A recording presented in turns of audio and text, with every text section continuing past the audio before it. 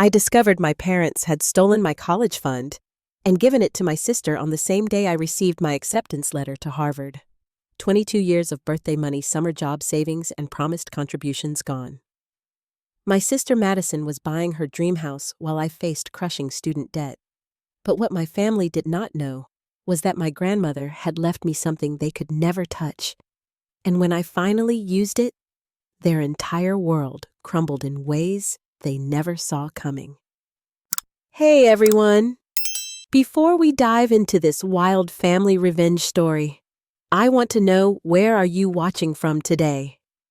If this kind of family drama hits close to home, smash that like button and subscribe, because trust me, you will not believe how this story unfolds.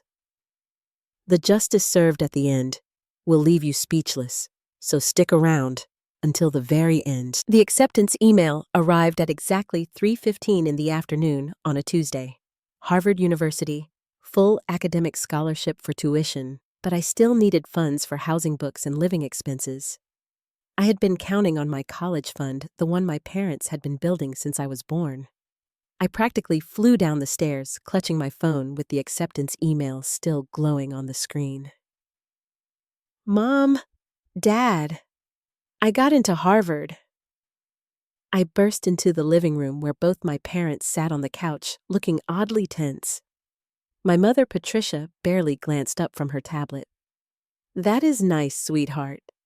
Nice. I had just gotten into one of the most prestigious universities in the world, and she said it was nice. I need to access my college fund. I continued, my excitement dimming slightly at their lukewarm reaction.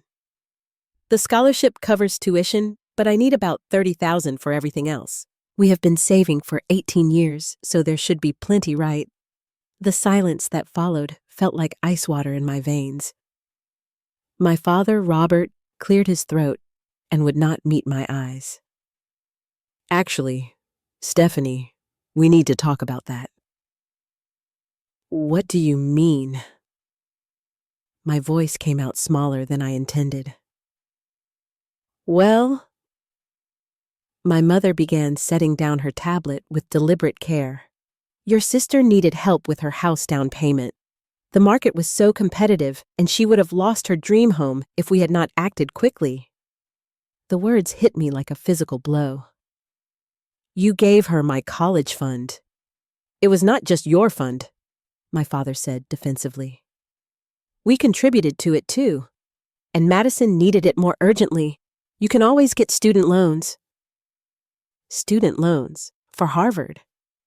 When I had a fund that was supposed to prevent exactly that scenario. How much did you give her? I whispered. $47,000. My mother said, as if she was discussing the weather. But do not worry, she said she would pay it back eventually. Eventually, my sister Madison, who had never held a job for longer than 6 months, who had dropped out of community college twice, who spent money on designer handbags like they were groceries, was going to pay back $47,000 eventually. This is insane, I said, my voice rising. That money was for my education. You have been telling me for years to work hard, get good grades because college was important. And now you are saying Madison buying a house is more important than my future. Do not be so dramatic, my mother snapped. Plenty of people have student loans. It builds character. Character.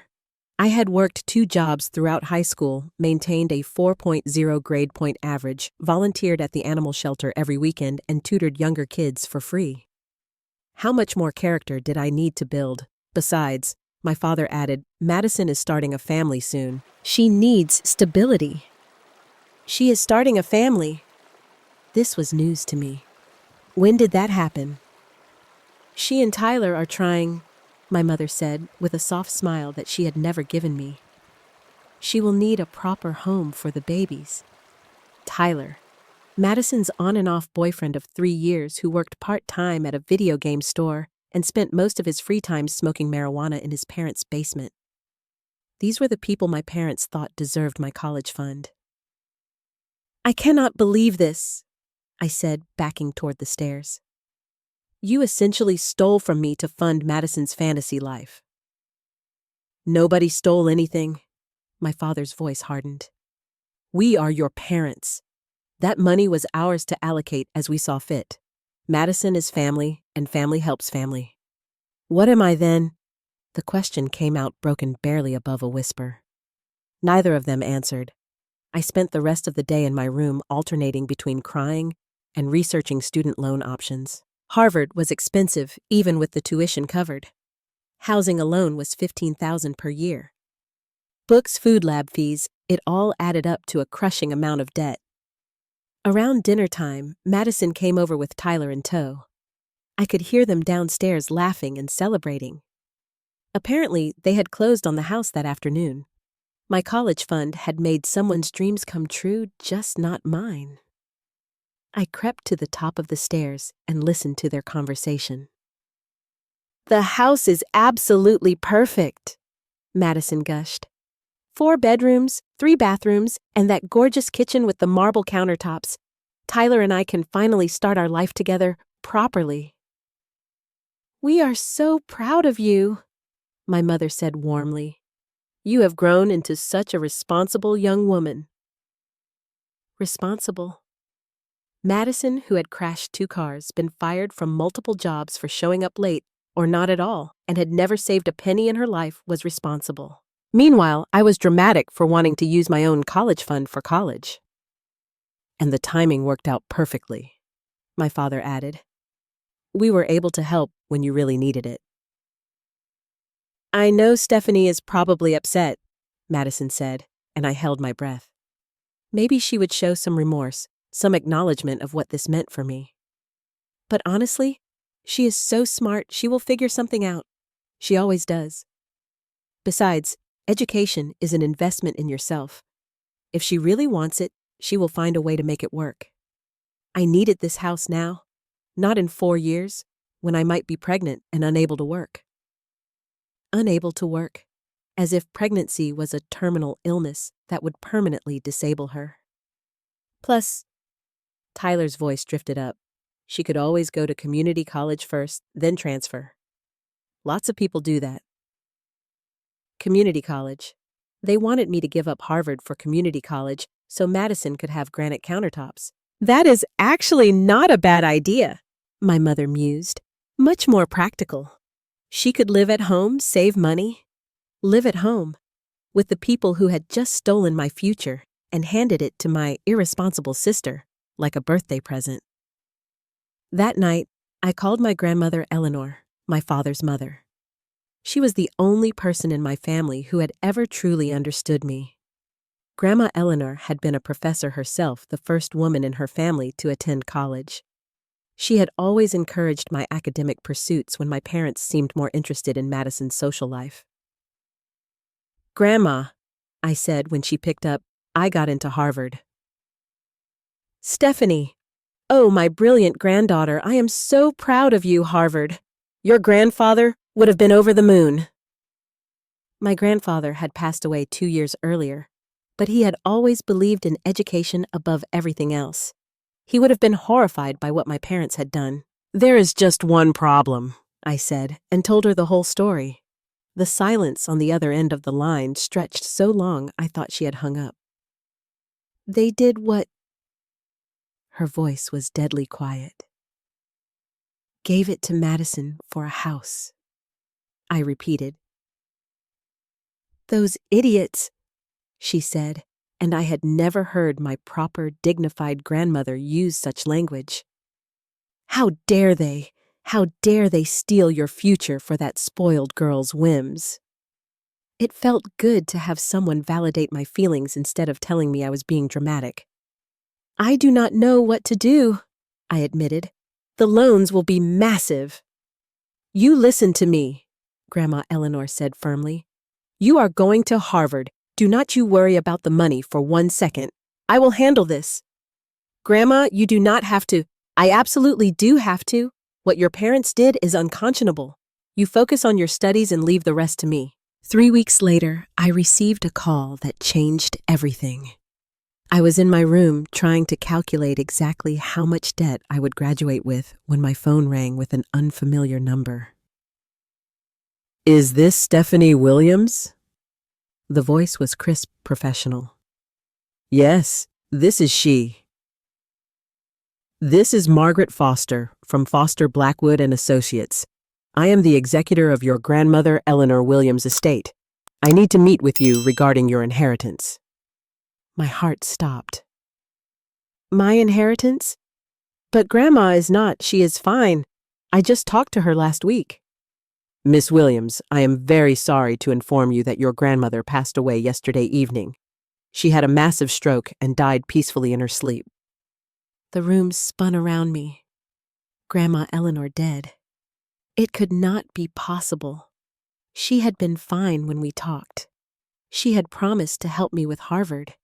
She had been so angry about my parents' betrayal. "I know this is a shock," the lawyer continued gently, "but your grandmother was very specific about wanting this matter handled quickly. Could you come to my office tomorrow morning? And please do not mention this to your family yet." Your grandmother left very specific instructions about the order of disclosure. The next morning, I sat in Margaret Foster's office, still numb from grief and shock. The office was exactly the kind of place Grandma Eleanor would have chosen, tasteful, traditional, with floor-to-ceiling bookshelves and Persian rugs. "Your grandmother came to see me 3 weeks ago." Margaret began opening a thick file. "She was quite upset about something involving your college fund and wanted to make immediate changes to her will. 3 weeks ago, right after I had called her about Harvard and my parents' betrayal. She was a remarkable woman," Margaret continued. "Very sharp, very determined. She told me exactly what had happened and what she wanted to do about it." Margaret handed me a document. "This is your grandmother's revised will. She left you her entire estate." I stared at the paper, but the numbers did not make sense. "This says $400,000. Plus the house," Margaret added, "and her investment portfolio, which is worth approximately another $300,000. Your grandmother was quite wealthy, Miss Williams. She lived modestly, but she had been investing wisely for decades. $700,000, plus a house." My grief-addled brain could not process it. "But what about my father? Her other grandchildren?" Margaret's expression grew stern. Your grandmother was very clear about her reasoning. She said, and I quote, "My son has shown his true priorities by stealing from one daughter to spoil the other. He will inherit exactly what he gave Stephanie for her education, nothing.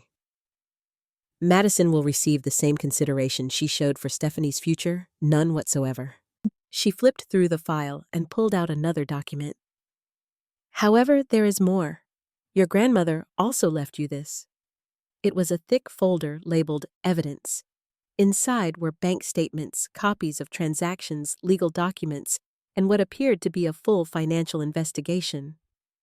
"Your grandmother hired a private investigator after you called her," Margaret explained. "She wanted to know exactly how your parents had moved the money and whether their actions were legal." I opened the folder with trembling hands. The top document was a summary report. As I read, my shock turned to fury. My parents had not just given Madison my college fund. They had systematically embezzled money from a trust account my grandfather had established for my education. The trust had specific legal stipulations. The money could only be used for educational expenses for the designated beneficiary. Using it for anything else was a felony. But it got worse. According to the investigation, my parents had been skimming money from the trust for years. They had used it to pay for Madison's car, her credit card debts, even family vacations that I had not been included in. The house down payment was just the latest theft.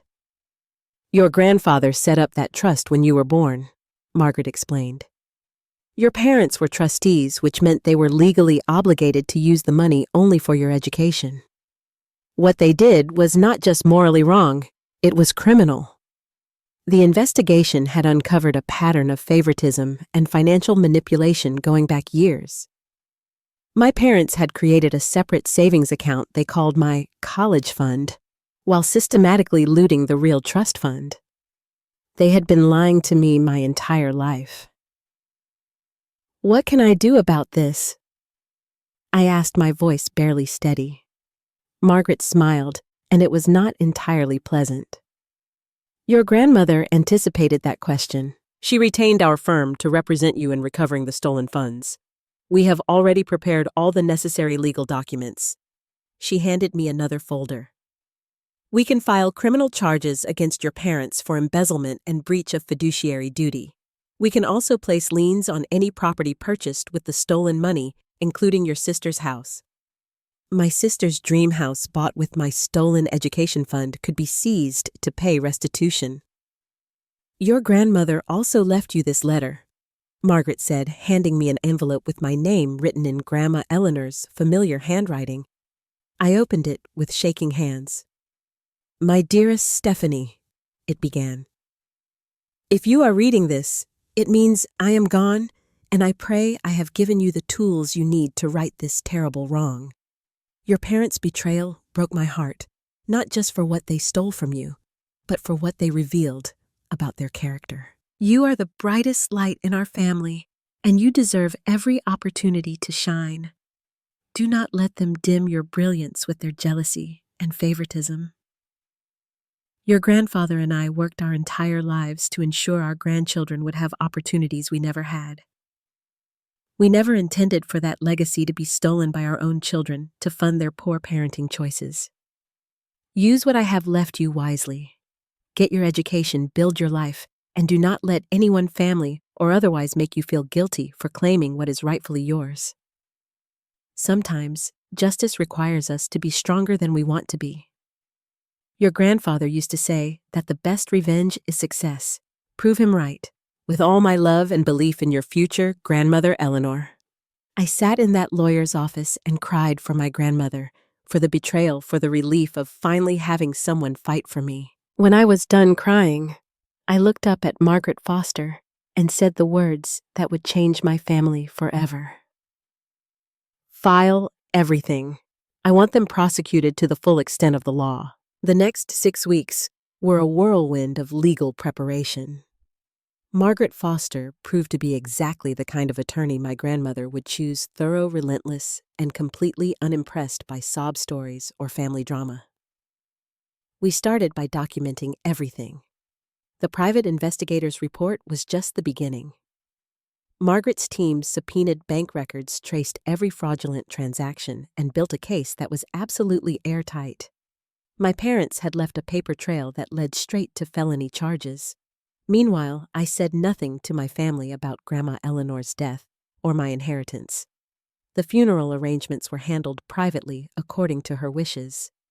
She had specifically requested a small service with only close friends, deliberately excluding my parents and Madison. She had even prepaid for everything to ensure they could not interfere.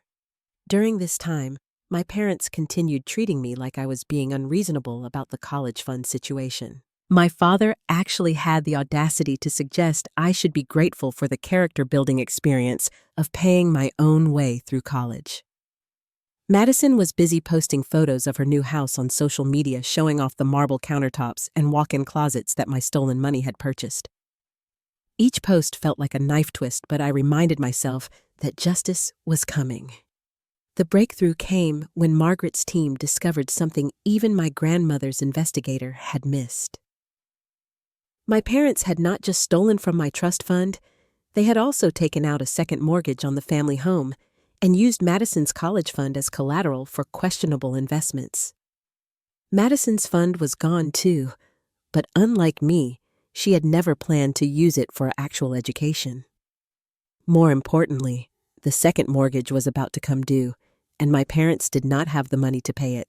They were on the verge of losing the house and had been counting on borrowing against Madison's new home equity to cover the debt.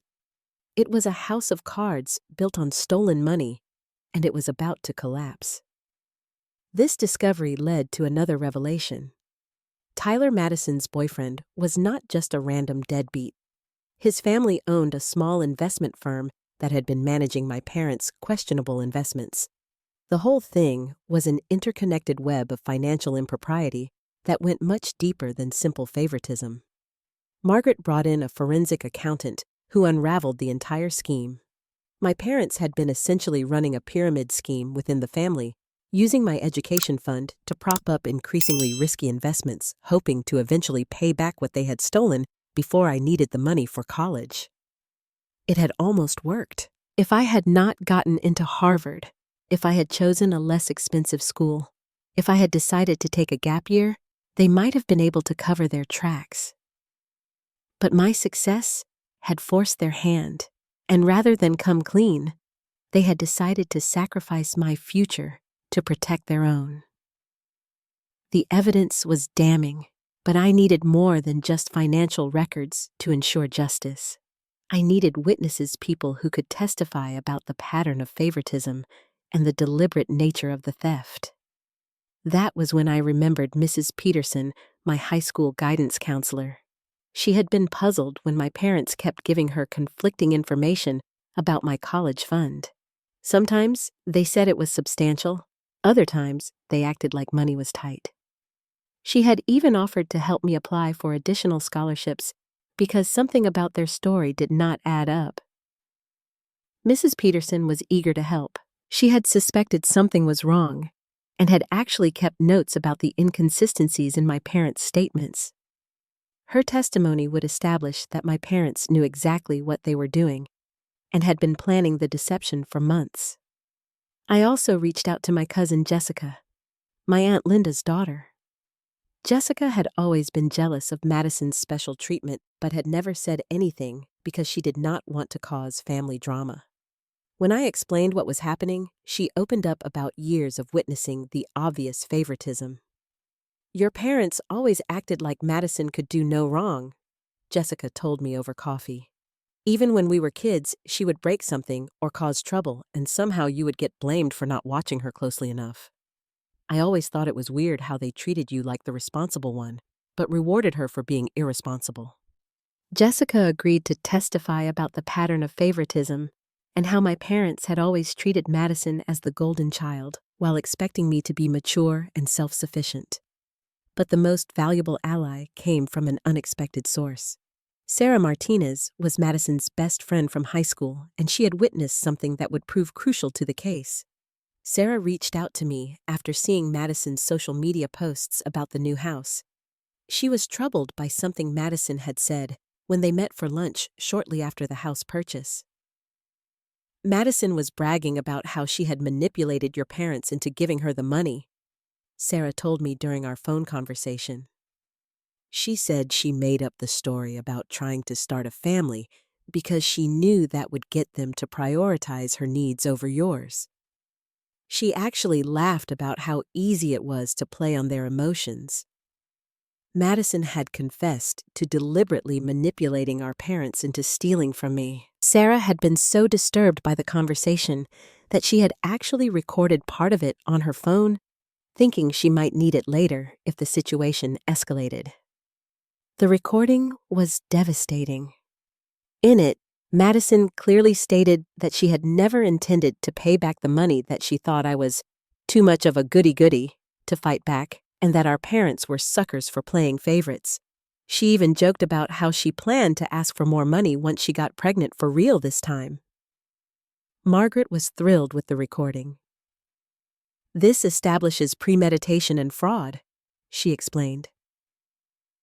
"Your sister deliberately deceived your parents to facilitate the theft, and your parents were willing participants. This takes it from family favoritism to conspiracy to commit fraud." As we built the case, I also learned more about my grandmother's wealth and how she had accumulated it.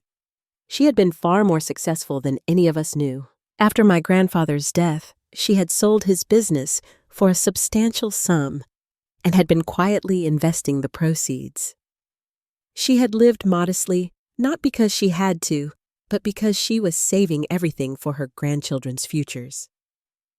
Learning about her sacrifices made my parents' betrayal even more painful.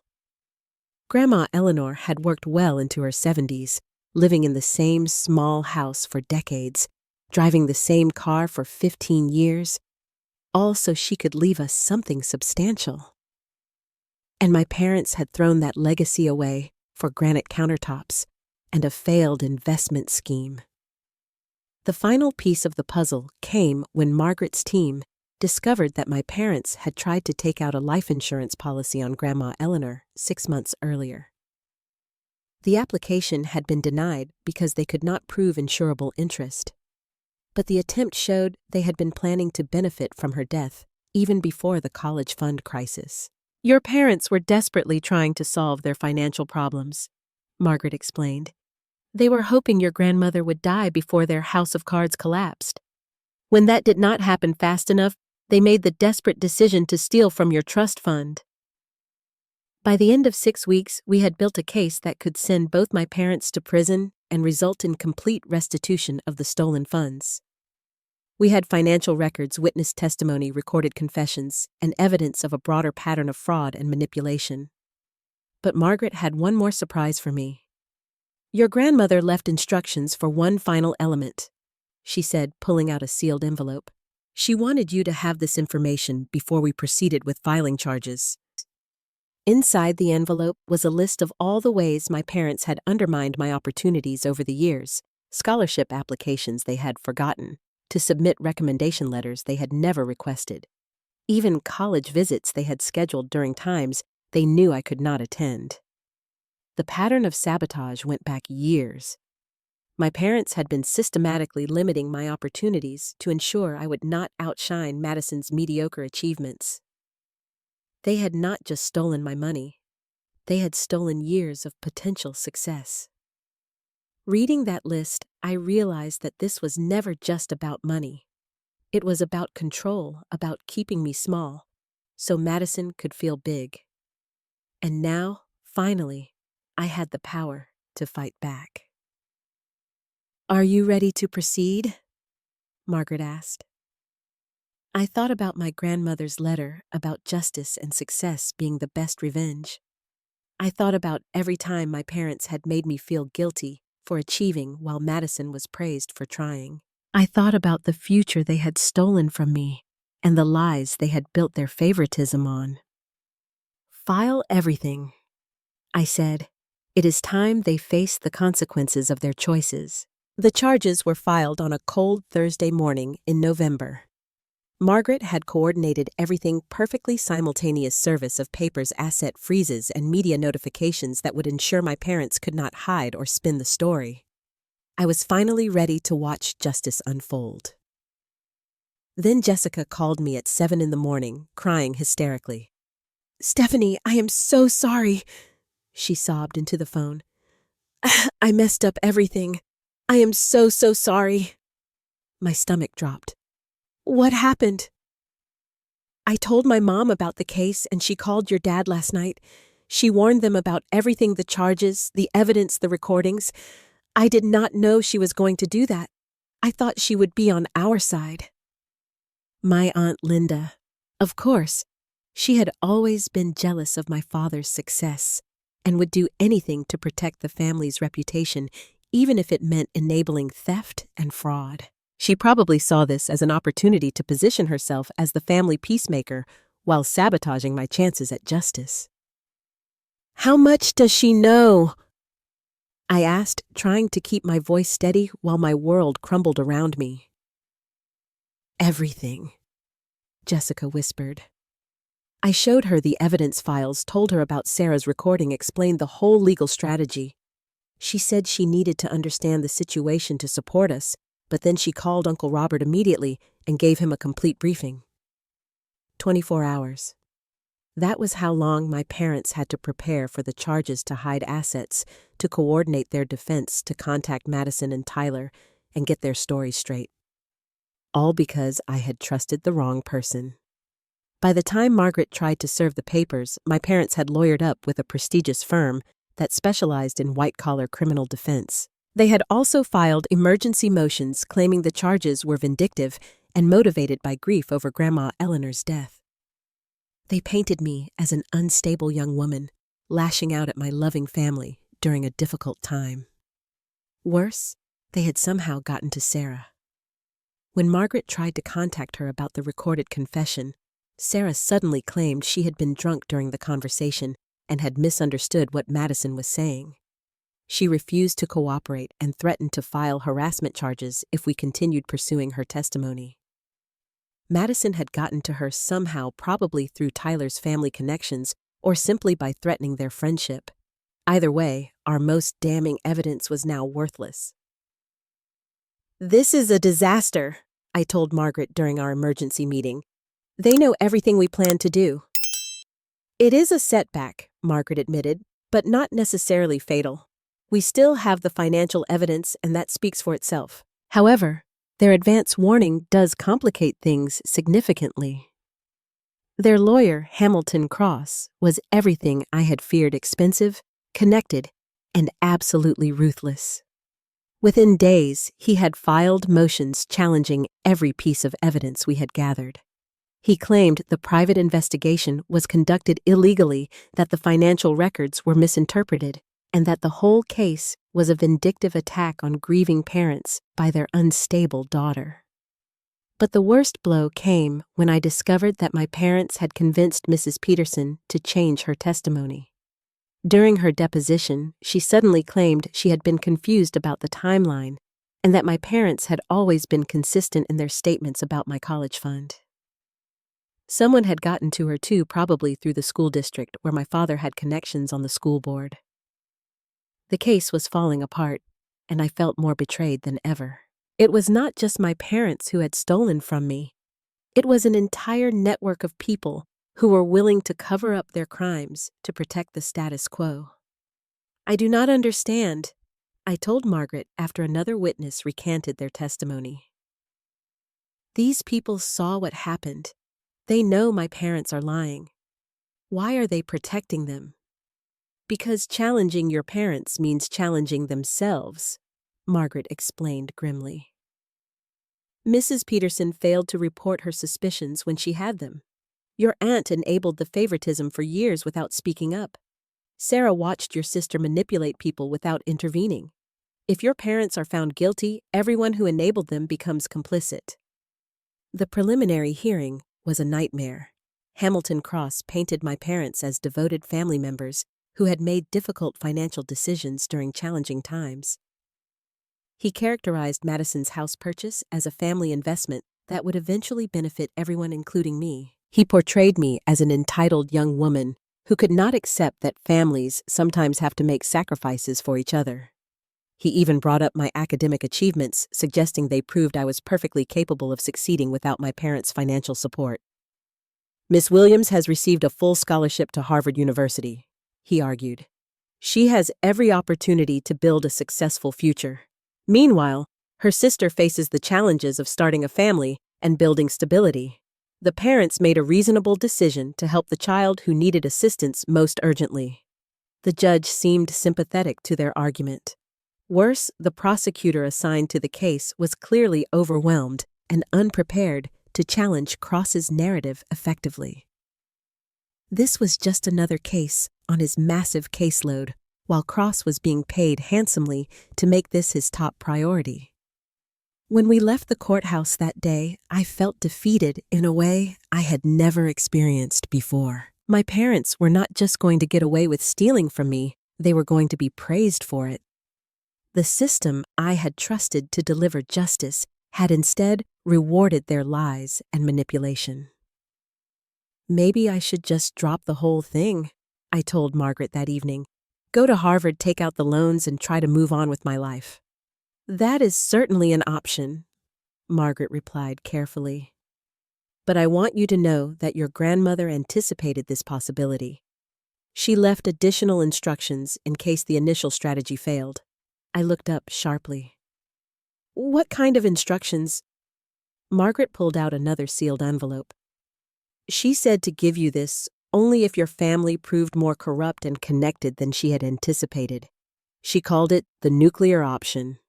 Inside the envelope was a single business card and a handwritten note. "If they think they can steal from you and face no consequences, show them what real power looks like. Call this number and mention my name. Some debts can never be forgiven." The business card belonged to someone I had never heard of, Detective Raymond Walsh, Financial Crimes Unit, Federal Bureau of Investigation. My grandmother had connections I never knew about, and she had been planning for this possibility all along. The local charges were just the beginning.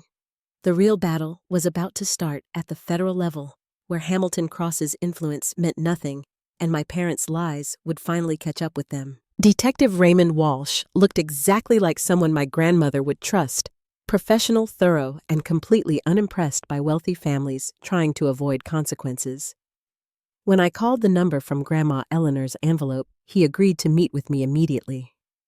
"Your grandmother contacted our office 6 months ago," Detective Walsh explained during our meeting at the federal building. "She was concerned about some financial irregularities involving her son and suspected there might be broader criminal activity that warranted federal attention." 6 months ago, Grandma Eleanor had been investigating my parents' financial dealings long before the college fund crisis. She had suspected something was wrong and had been quietly building a case with federal authorities. "We have been monitoring the situation since then," Walsh continued. "Your grandmother provided us with preliminary evidence, and we have been conducting our own investigation. The charges filed by your local prosecutor actually helped us. Your parents' response revealed additional criminal activity we had not yet discovered." The FBI had been watching my parents for months. Every move they made to cover up the original theft had only deepened their legal troubles. Their expensive lawyer, their coordinated witness, tampering, their attempts to hide assets, all of it had been documented by federal agents. What we initially thought was simple family financial disputes has turned out to be much more serious, Detective Walsh explained, spreading files across the conference table. "Your parents are involved in a multi-state investment fraud scheme that has defrauded multiple families out of their savings." The Tyler family investment firm was at the center of it all. They had been running a Ponzi scheme using new investor money to pay returns to earlier investors while skimming substantial amounts for themselves. My parents had not just been clients, they had been actively recruiting other families to invest, using their social connections and reputation to lend credibility to the scam. "Your father used his position on the school board to target other families with college-bound children," Walsh continued. "He would offer to help them invest their education savings for better returns, then funnel that money into the Tyler scheme. When the investments inevitably failed, he would help cover the losses with money from your trust fund." My education money had not just been stolen to buy Madison a house, it had been used to cover up a massive fraud that had destroyed multiple families' college savings. The scale of the crime was staggering. "How many families are we talking about?" I asked, afraid to hear the answer. "At least 15 that we have identified so far, possibly more. Total losses are approaching $2 million. Your parents were instrumental in recruiting victims and covering up the scheme when it started falling apart." The FBI had been building a federal case for months, but they needed more evidence to ensure convictions. My grandmother's death had actually accelerated their timeline. They were worried my parents might flee or destroy evidence if they knew how much trouble they were in. "Your local case served a useful purpose," Walsh explained. "It forced them to make moves that revealed the full extent of their criminal network. Every witness they intimidated, every asset they tried to hide, every lie their lawyer told, we documented all of it." Detective Walsh introduced me to FBI agent Maria Santos, who had been leading the financial investigation. Agent Santos had an impressive background in white-collar crime and had built cases against much larger organizations than my parents' local fraud ring. "Your parents made a crucial mistake," Agent Santos explained. "They assumed that intimidating local witnesses and hiring an expensive lawyer would be enough to make this go away. But federal financial crimes are handled very differently than local family disputes. The FBI had evidence my local prosecutor never could have obtained. They had wiretapped phone calls, tracked electronic transfers, and interviewed victims across multiple states. They had built a case that was completely independent of the witnesses my parents had corrupted or intimidated." More importantly, they had arrested Tyler and his family 2 days earlier. Faced with federal charges and the possibility of decades in prison, Tyler had immediately agreed to cooperate with authorities in exchange for a reduced sentence. Tyler has provided detailed information about your parents' role in the scheme, Agent Santos said, pulling out a transcript. According to his testimony, your father was the primary recruiter and your mother handled the financial logistics. Your sister Madison was also involved. She helped identify potential victims through her social media connections. Madison had not just benefited from my stolen college fund, she had actively participated in stealing from other families. Her social media presence, which I had always seen as shallow self-promotion, had actually been a tool for identifying wealthy families with savings to steal. The federal case changed everything. Hamilton Cross's legal maneuvering meant nothing in federal court where the judges were experienced in handling complex financial crimes and had no patience for the kind of procedural games he specialized in. We will be filing federal charges within the week, Detective Walsh informed me. Conspiracy to commit fraud, wire fraud, money laundering, and racketeering. Your parents are looking at potentially 20 years in federal prison. But the best news was yet to come. Agent Santos pulled out another file with a smile. The federal restitution program is much more comprehensive than local courts, she explained. We can seize all assets purchased with stolen funds, freeze accounts, and ensure complete repayment to victims. Your college fund will be fully restored with interest. More than that, the federal investigation had uncovered assets my parents had hidden that would never have been discovered through local proceedings. They had been systematically moving money to offshore accounts and had purchased property under false names to avoid detection. The total value of seized assets will be approximately $4 million, Agent Santos continued. After restitution to all victims, there will likely be additional funds available for punitive damages. I was going to get my college money back, and my parents were going to face real consequences for their crimes. But the most satisfying part was learning about their reaction to the federal investigation. Your parents thought they were so clever, Detective Walsh said with obvious satisfaction. They spent so much energy corrupting local witnesses and manipulating the local case that they never realized we were building a federal case against them. When we arrested Tyler, your father actually called the local prosecutor to complain about jurisdictional overreach. My father had been so confident in his ability to control the local situation that he had completely missed the federal investigation closing in around him. His arrogance and sense of entitlement had blinded him to the real threat. Agent Santos showed me photos from the arrests. My parents had been taken into custody at 6 a.m, still in their pajamas, completely shocked by the FBI raid on their house. The look of stunned disbelief on their faces was worth every day of anxiety I had endured. Your sister was arrested at the same time, Agent Santos added. She was actually live streaming from her new house when the agents arrived. The entire arrest was broadcast to her social media followers. Madison's moment of ultimate humiliation had been captured and shared online. Her dream house purchased with stolen money had become the backdrop for her public downfall. But perhaps the most satisfying detail was learning about Hamilton Cross's reaction to the federal charges.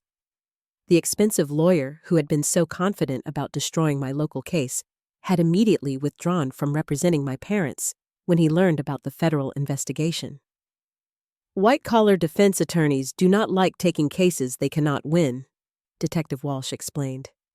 Cross realized your parents had lied to him about the extent of their criminal activity, and he did not want his reputation damaged by association with obvious losers. My parents, who had been so confident in their ability to buy their way out of trouble, suddenly found themselves abandoned by their expensive legal team and facing federal prosecutors who could not be intimidated or corrupted. The federal case was everything the local case should have been: thorough, professional, and absolutely devastating to my parents' defense. Within weeks, all the witnesses who had been intimidated into changing their testimony were contacting federal agents eager to cooperate and tell the truth. Mrs. Peterson, faced with potential charges for obstruction of justice, admitted that my father had pressured her to lie and provided detailed information about his attempts to manipulate her testimony. Sarah not only confirmed the recorded conversation with Madison, but revealed additional instances of fraud she had witnessed.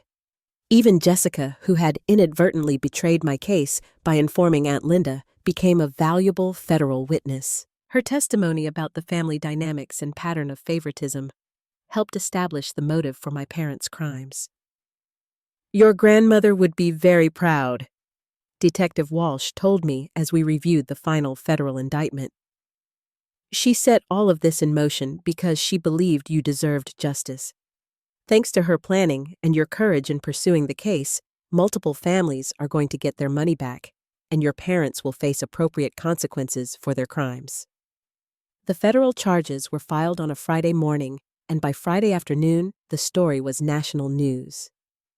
Local Families College Fund Theft Exposes Multi-Million-Dollar Fraud Ring dominated headlines across the country. My parents had gone from confident criminals to federal fugitives in less than a week, and their entire world was about to collapse in ways they never could have imagined. The federal trial began 6 months later, and it was everything I had hoped for when I first discovered my parents' theft. The courtroom was packed with victims' families, FBI agents, and reporters covering what had become known as the College Fund conspiracy case. My parents looked nothing like the confident, manipulative people who had stolen my future. Federal custody had aged them dramatically. My father's hair had gone completely gray, and my mother had developed a nervous tic that made her constantly fidget with her jewelry.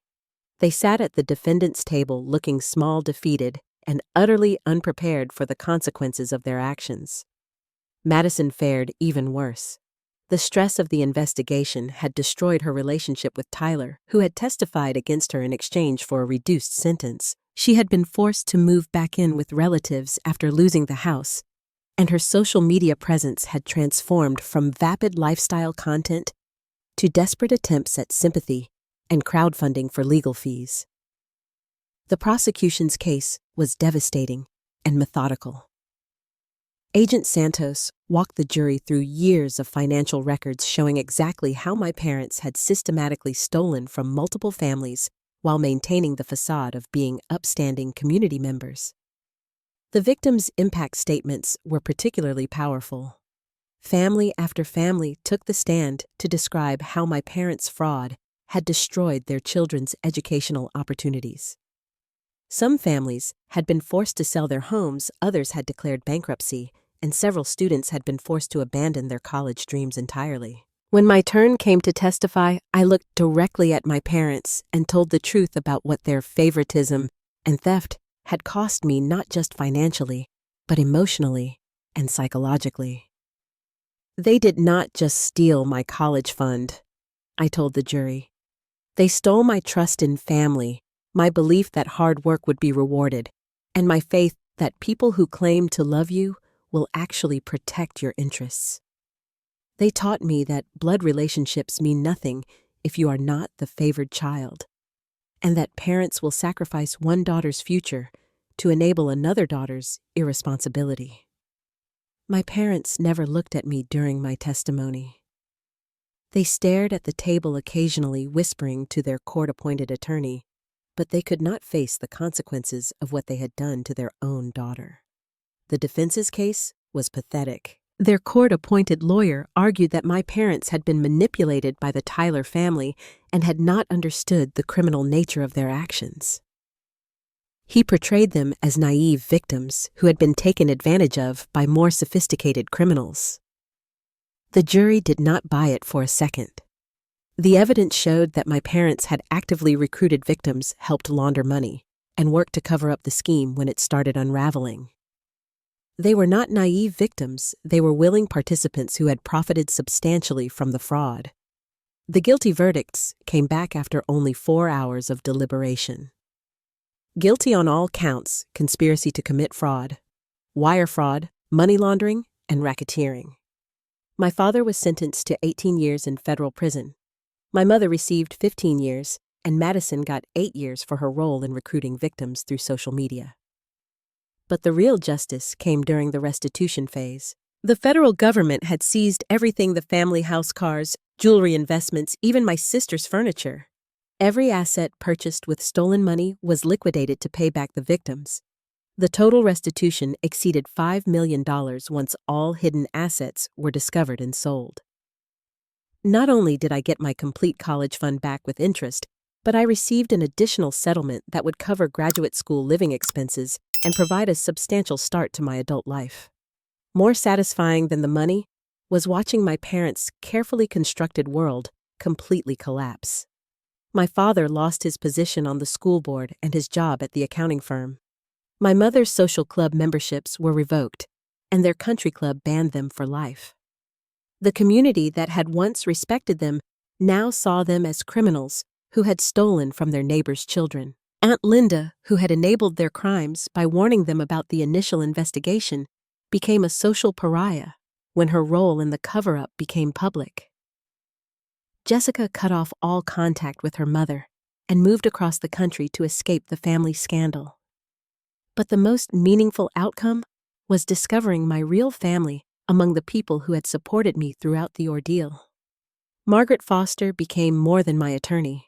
She became a mentor who taught me about strength, dignity, and the importance of fighting for justice, even when it seems impossible. Detective Walsh and Agent Santos stayed in touch, encouraging me to consider a career in law enforcement or law. They had been impressed by my determination and my understanding of financial crimes, suggesting I had the skills to help other victims seek justice. Mrs. Peterson, after the truth came out, became one of my strongest advocates. She used her position as a guidance counselor to help other students whose families had been victims of the fraud, and she wrote recommendation letters for my graduate school applications that helped me secure full funding for law school.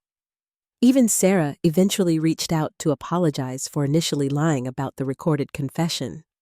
The pressure from Madison and the Tyler family had been overwhelming, but watching the trial had convinced her that staying silent was wrong.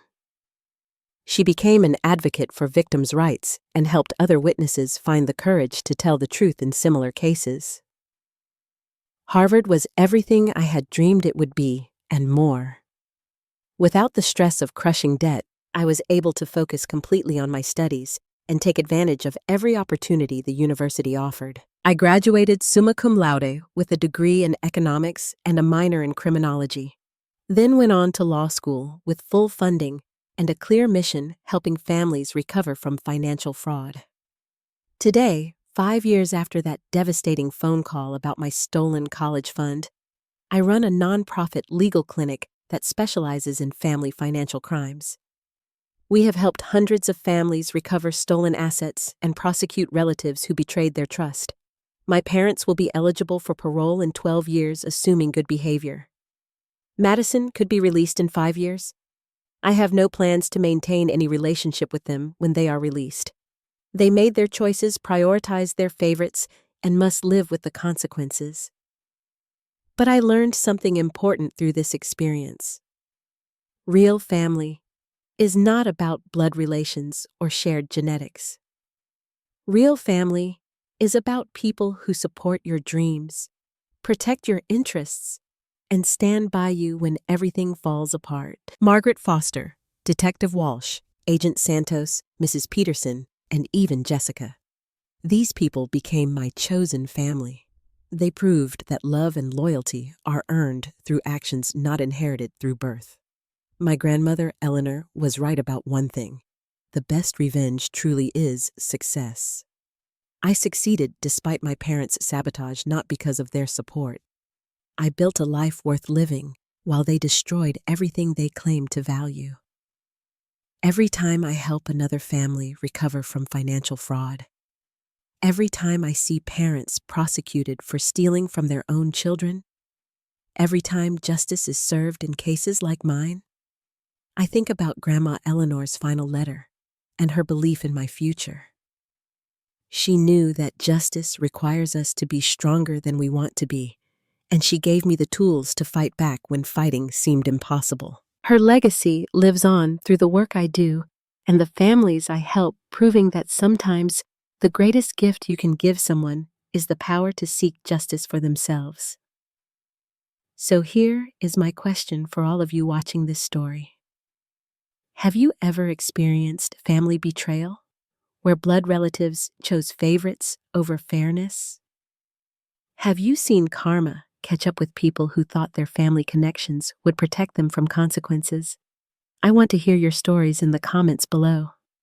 Family justice served hits different than any other kind of revenge. And I know many of you have witnessed or experienced similar situations. If this story resonated with you, please give this video a thumbs up and subscribe for more real-life justice stories. Share this with anyone who needs to hear that family betrayal does not have to be the end of your story. Sometimes it is just the beginning of finding your real family and building the life you deserve. Thank you for watching my family revenge story. And remember, justice may be delayed, but it is never denied when you have the courage to fight for what is rightfully yours. Blood may be thicker than water, but loyalty and integrity are thicker than blood.